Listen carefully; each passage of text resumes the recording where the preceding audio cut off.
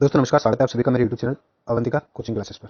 दोस्तों आज हम 10th क्लास हिंदी के बारे में पढ़ेंगे। जैसे कि आपको पता है कल हिंदी का पेपर है और दोस्तों ये निदानात्मक कक्षा हेतु मॉड्यूल है। मतलब जो बच्चे अभी 10वीं की जो 3 महीने की और 6 महीने की क्वार्टरली और हाफ ईयरली एग्जाम होती है, उनमें जो बच्चे फेल हो गए हैं उनके लिए स्पेशली गवर्नमेंट के थ्रू बनाया गया है। और सत्र 2023-24 के लिए है ना, मतलब 24 में जो एग्जाम आ रही है दोस्तों उसके लिए है। और कक्षा 10वीं का है और विषय हिंदी है। तो दोस्तों इसमें हम इंपॉर्टेंट चीजें देखेंगे जो कल के आपके पेपर में सबसे ज्यादा महत्वपूर्ण होने वाली है। ओके दोस्तों, तो चलिए बिना देर के शुरू करते हैं हमारा वीडियो। दोस्तों अगर अभी तक हमारे चैनल को आपने सब्सक्राइब नहीं किया है तो जरूर आप सब्सक्राइब कर लें। और अगर वीडियो आपको पसंद आता है तो लाइक और शेयर जरूर करें दोस्तों। ओके, इसमें मैं कुछ इंपॉर्टेंट ऑब्जेक्टिव के ऊपर भी डिस्कस करूंगा दोस्तों, तो बिना स्किप किए वीडियो को पूरा देखें। दोस्तों देखिए, आपको एक अपठित गद्यांश पूछा जाएगा। ओके, पेपर में एक अपठित गद्यांश पूछा जाएगा जो कि 4 नंबर का होगा। उसमें आपको क्या पूछा जाएगा, एक तो शीर्षक पूछा जाएगा दोस्तों 1 नंबर में। फिर 1 नंबर में उसी पैसेज में से ढूंढकर कोई एक आपको प्रश्न पूछा जाएगा और 2 नंबर में दोस्तों उनका सारांश लिखना होगा जो कि 2 नंबर में होगा। तो दोस्तों इस प्रकार से टोटल 4 नंबर का अपठित गद्यांश आपसे पूछा जाएगा। तो दोस्तों अपठित गद्यांश उसे कहते हैं जो आपने कभी पढ़ा नहीं हो, है ना। यानी वो 11वीं या 12वीं हो सकता है, 8वीं 9वीं किसी भी हिंदी की बुक में से एक पैसेज आपको निकाल के दे देगा, उसमें से एक क्वेश्चन पूछेगा, उसका टाइटल पूछेगा। दोस्तों जैसे हम इंग्लिश में समरी टाइटल लिखते हैं उसी प्रकार से आपको हिंदी में टाइटल लिखना रहेगा। मतलब आपको पूरा पैसेज पढ़ना है और उसके हिसाब से आपको पता करना है कि अगर ये कोई पार्ट होता तो इसका नाम क्या होना था। ओके, तो इसको हम कहते हैं दोस्तों टाइटल यानी शीर्षक। ओके, तो आशा करता हूँ शीर्षक आपको समझ में आ गया होगा कैसे लिखना है। दोस्तों प्रश्न का उत्तर जो लघुत्तरीय प्रश्न आपसे 1 नंबर पूछा जाएगा उस पैसेज में अपने गद्यांश में, वो आपको उसका आंसर पैसेज में ही मिलेगा। जो आपको ऊपर पैसेज दिया रहेगा उसी में आपको मिल जाएगा आंसर। ओके, इसके बाद दोस्तों केंद्रीय भाव या सारांश लिखने की बात आती है। तो सारांश हम कैसे लिखेंगे, जैसे मान लीजिए मैं कुछ कहानी से बताता हूँ आपको। ओके, जैसे आप सभी ने एक कहानी पढ़ी होगी कि खरगोश और कछुए वाली, है ना। कछुआ धीरे धीरे चलता है, खरगोश बहुत आगे पहुंच जाता है रेस में, और कछुआ खरगोश जब पीछे पलट के देखता है तो खरगोश कछुआ को नहीं देख पाता, मतलब कछुआ जो है नजर नहीं आता। तो खरगोश को लगता है कछुआ तो बहुत पीछे रह गया है, वो धीरे धीरे आएगा, इतने में थोड़ा आराम कर लूँ। और दोस्तों वो क्या करता है, वो अपने लक्ष्य को भूलकर आराम करने बैठ जाता है और जैसे उसको नींद लग जाती है, ठीक है। जैसे जब वो उठता है तो वो देखता है कि मैं काफी टाइम तक सोया था और खरगोश जो है वो हार जाता है और कछुआ रेस जीता रहता है। ओके, तो दोस्तों इस कहानी से आपको शिक्षा क्या मिलती है, वो हमारा सारांश है, वही हमारा केंद्रीय भाव है। शिक्षा ये मिलती है कि जब तक हमें लक्ष्य की प्राप्ति नहीं हो तब तक हमें प्रयत्न करते रहना चाहिए, है ना।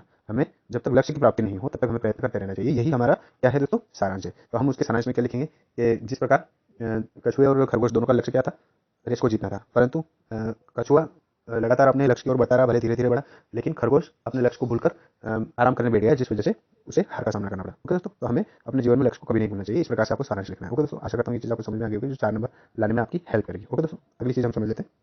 दोस्तों इसके बाद आपसे एक प्रार्थना पत्र या फिर जिसको हम आवेदन पत्र भी कहते हैं वो पूछा जाएगा, और इसी के अथवा में दोस्तों एक बधाई पत्र और आमंत्रण पत्र रहेगा, ठीक है। चाहे वो जन्मदिन की बधाई हो या जन्मदिन के लिए आमंत्रण लिखने वाला हो, या फिर वो आपको शुल्क मुक्ति के लिए प्रार्थना पत्र दे दे, या 10वीं क्लास की द्वितीय अंक सूची प्राप्त करने हेतु आवेदन पत्र पूछ ले, तो दोस्तों वो आपको लिखना रहेगा। और दोस्तों मैं बता देता हूँ आपको लिखना कैसे। देखिए, गवर्नमेंट ने खुद इस पीडीएफ में आपको बताया हुआ है कि आपको किस प्रकार से लिखना होता है। तो दोस्तों ये चीज़ आप समझिए कि सर्वप्रथम शिक्षक के लिए विषय में निम्न बिंदु पर चर्चा करें। मतलब आपको क्या लिखना है, आवेदन पत्र जब भी आपको लिखते हैं, है ना, तो आप उनको याद ना करें दोस्तों, उनको लिखना सीखिए कि आपको लिखना कैसे। जैसे पत्र किसको लिखा जा रहा है सबसे पहले वो लिखना है। जैसे हम लिखते हैं सेवा में श्रीमान प्राचार्य महोदय, है ना, और जिस स्कूल का नाम है वो स्कूल का नाम लिखेंगे, ठीक है। फिर क्यों लिखा जा रहा है तो विषय लिखना पड़ेगा। विषय आप क्यों लिख रहे हैं, मान लीजिए स्थानांतरण प्रमाण पत्र प्राप्त करने तो वो आप लिखेंगे। इसके बाद कारण संबंधी विषय वस्तु है, किस कारण से लिखा जा रहा है वो लिखना है। मैं आपके विद्यालय में कक्षा 10वीं का छात्र हूँ, सबसे पहले तो आपको ये बताना पड़ेगा कि आप कौन है ना, तो ये आप लिखेंगे। इसके बाद आप क्या लिखेंगे कि मेरे पिताजी का स्थानांतरण जो है भोपाल हो गया है और मैं अपनी पढ़ाई यहाँ पर जारी नहीं रख सकता हूँ, ठीक है। अतः श्रीमान से निवेदन है कि मुझे मेरा स्थानांतरण प्रमाण पत्र प्रदान करने की कृपा करें, धन्यवाद, ठीक है। इसके बाद कौन लिख रहा है तो आपका आज्ञाकारी जो भी आपका नाम है दोस्तों, बोर्ड में आप नाम ना लिखें। अगर आपको प्रश्न में नाम सुझाया जाता है तो आप नाम लिखें, है ना। जैसे अगर प्रश्न में दे दिया कि आप राकेश शर्मा है तो उस जगह दोस्तों आपको राकेश शर्मा लिखना होगा, ठीक है।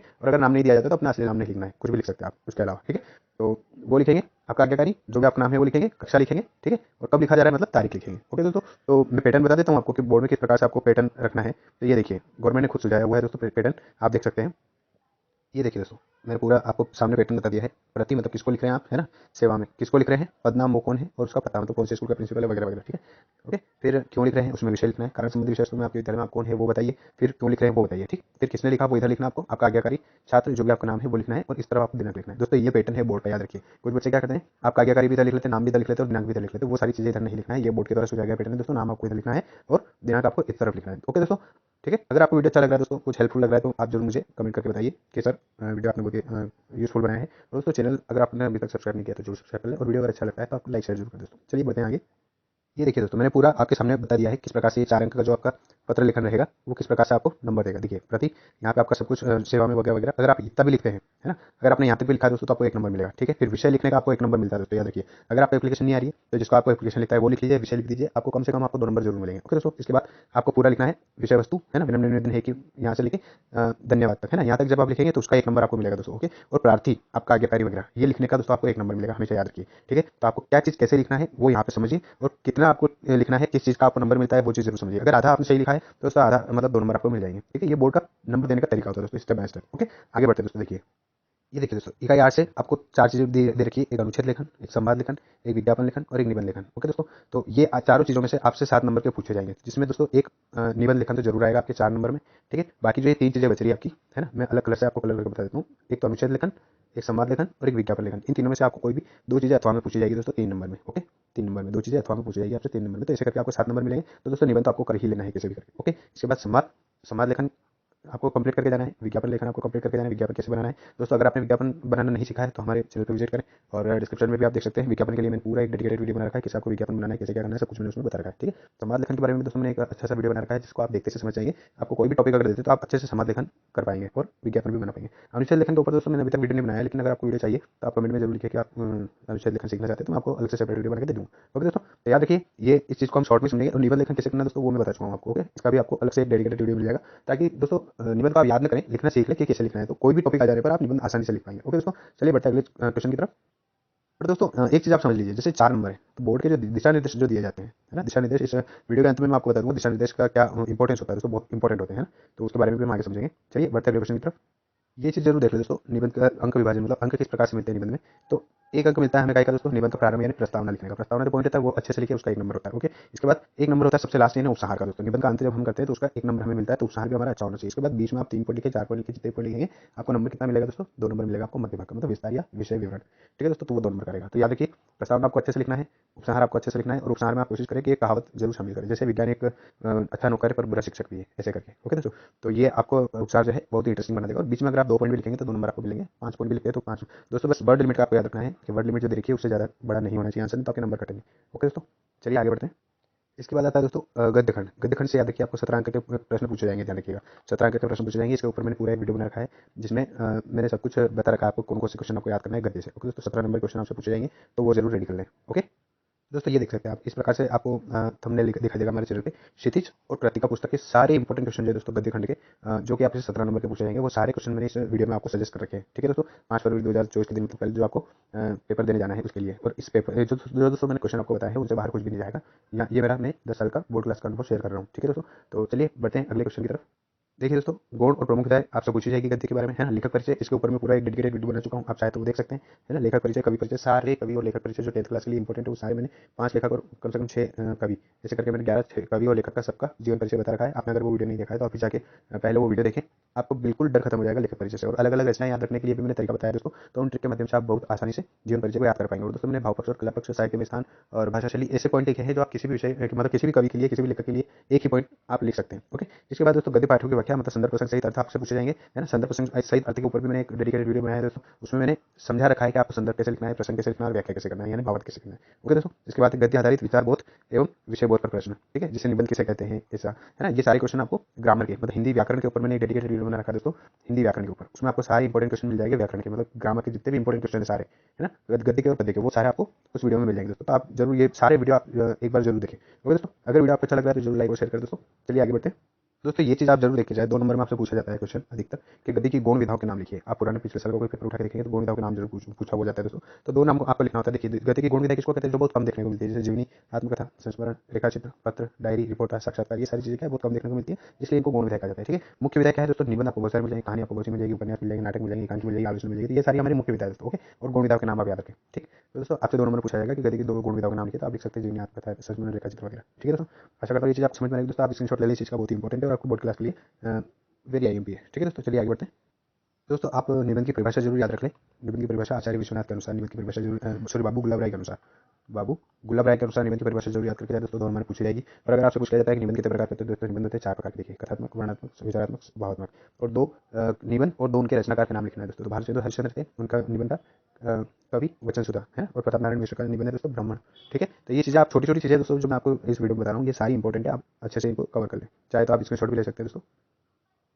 दोस्तों ये चीज़ जरूर ध्यान रखें, नाटक, कहानी, उपन्यास या फिर एकांकी के तत्वों के नाम आपसे पूछे जा सकते हैं। तो हो सकता है ये फॉर्मूला आपको दे दे कि इसके अनुसार आप लिखिए, है ना। या फिर अगर आप नहीं दिया जाए फॉर्मूला तो आपको फॉर्मूला याद करके रखना है। कपास दे भाव, ये याद रखिए। क का मतलब हो जाएगा कथन, पा का मतलब हो जाएगा पात्र और चरित्र चित्रण, संवाद, स से हो जाएगा दोस्तों संवाद या कथोकथन भी बोलते हैं इसे, दे से हो जाएगा देशकाल या वातावरण। ठीक है, इसके बाद भा से हो जाएगा दोस्तों भाषा शैली, और ऊ से हो जाएगा उद्देश्य। दोस्तों ये सारी चीज़ें मैं बहुत ही आईएमपी और हाईलाइट करने वाली चीज़ें, इसलिए मैं आपको एग्जाम से एक दिन पहले बता रहा हूँ ताकि आप भूल नहीं जाए। ओके, तो ये चीज़ जरूर याद रखें दोस्तों, आपसे 2 नंबर पूछी जा सकती है। ठीक है, चलिए आगे बढ़ते हैं। दोस्तों गद्य की विधाओं में ये क्वेश्चन जरूर याद कर ले आप है ना। मैं इसे 3 क्वेश्चन आपको बताने वाला हूँ और इनके आंसर सही, ताकि आपको आसानी हो जाए। देखिए, कहानी और उपन्यास में 4 अंतर आपको लिखना है ना। वैसे तो 3 अंतर पूछे जाते हैं, लेकिन एक अंतर आप उदाहरण लिखेंगे तो उसमें आपका एक अंतर कवर हो जाएगा। ठीक है, कहानी की कथा वस्तु क्या होती है, संक्षिप्त होती है दोस्तों। ये कथा वस्तु के ऊपर आप आधार पर आप अंतर बता रहे हैं ना। इसकी कथा वस्तु संक्षिप्त होती है और इसकी कथा वस्तु क्या होती है दोस्तों, विस्तृत होती है। ठीक, कथा वस्तु भी आप आकार भी लिख सकते हैं, कहानी का आकार बड़ा होता है, उपन्यास का आकार छोटा होता है। इसके बाद इसमें एक घटना का वर्णन होता है, इसलिए ये छोटी होती है, और इसमें अनेक घटना का वर्णन होता है, इसलिए ये बड़ी होती है। ठीक है, कहानी में कम पात्र होते हैं, अगर छोटी है तो इसमें पात्र कम होंगे, और ये बड़ी है तो दोस्तों उपन्यास में पात्र अधिक होंगे। ठीक है, फिर परीक्षा जो है प्रेमचंद द्वारा लिखित कहानी है दोस्तों, ये हमने उदाहरण लिखा है, ये हमारा चौथा अंतर हो जाएगा। ठीक है, और गोदान जो है वो प्रेमचंद द्वारा लिखित उपन्यास है। ओके दोस्तों, आशा करता हूँ आपको समझ में आएगा। आप चाहे तो स्क्रीनशॉट ले सकते हैं, और दोस्तों चाहे तो आप उतार भी सकते हैं। अगर ये वीडियो आपको पसंद आ रहा है तो दोस्तों लाइक और शेयर जरूर करें। ठीक है, अगले क्वेश्चन की तरफ बढ़ते हैं। देख सकते हैं दोस्तों, अगला क्वेश्चन हमारा नाटक और एकांकी में आपको अंतर लिखना है। 4 अंतर बता रहा हूँ आपको, है ना। एकांकी में एक अंक होता है, नाटक में अनेक अंक होते हैं। ठीक, उसमें घटना था, इसमें अंक दिया है ना दोस्तों। इसके बाद इसकी कथा वस्तु संक्षिप्त होती है, मतलब एकांकी छोटी होती है क्योंकि इसमें एक अंक होता है, और नाटक बड़ा होता है क्योंकि इसमें अनेक अंक होते हैं। ओके दोस्तों, इसमें कथा वस्तु इसकी क्या होती है, विस्तृत होती है। ठीक, एकांकी में पात्रों की संख्या कम होती है, जो छोटा है उसमें पात्र कम होंगे, और जो बड़ा है उसमें पात्रों की संख्या अधिक होगी। ठीक है, फिर दीपदार जो है रामकुमार वर्मा द्वारा लिखित क्या है दोस्तों, एकांकी है। ठीक, ये हमारा उदाहरण हो जाएगा। इधर चंद्रगुप्त जो है जयशंकर प्रसाद द्वारा लिखित क्या है, नाटक है। ओके दोस्तों, आशा करता हूँ आप स्क्रीनशॉट ले रहे होंगे साथ साथ, या फिर इस चीज़ को नोट करते जा रहे होंगे। चलिए बढ़ते हैं अगले क्वेश्चन की तरफ।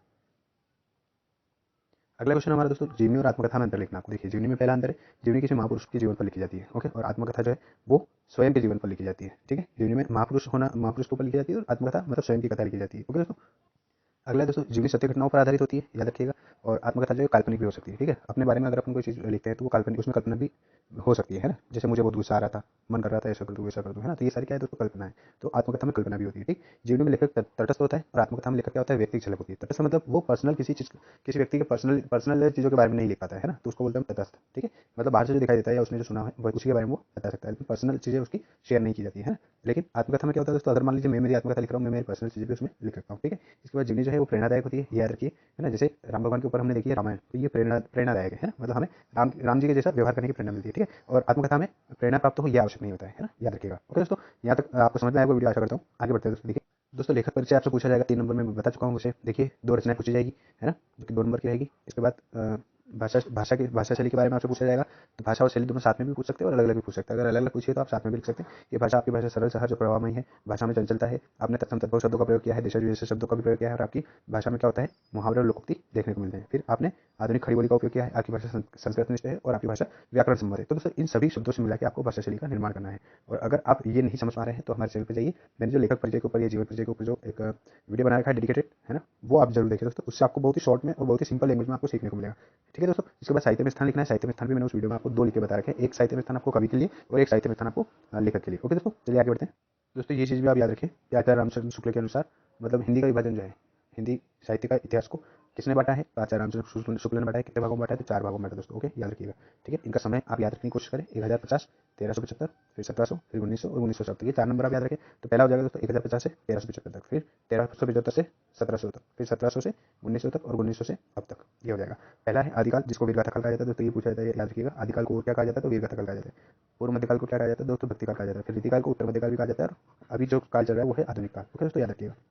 दोस्तों ये क्वेश्चन बहुत इंपॉर्टेंट है, और 2 नंबर में आपसे पूछा जाएगा। कोई भी 2 क्वेश्चन आएंगे। देखिए रीतिकाल के संक्षिप्त परिचय लिखना, मतलब रीतिकाल की 2 विशेषता लिखना है। ओके दोस्तों, तो रीतिकाल की 2 विशेषता क्या हो जाएगी, संगार, इसे संगार काल कहा जाता है। ठीक है, और इसमें 3 रचनाएं हैं, रीतिबद्ध, रीतिमुक्त, रीतिसिद्ध, है ना। 3 प्रकार की रचनाएं हुई है। ठीक है, इसके बाद इनके कवि और लेखकों के नाम आपसे पूछे जाएंगे दोस्तों, तो वो भी आप याद रखें, है ना।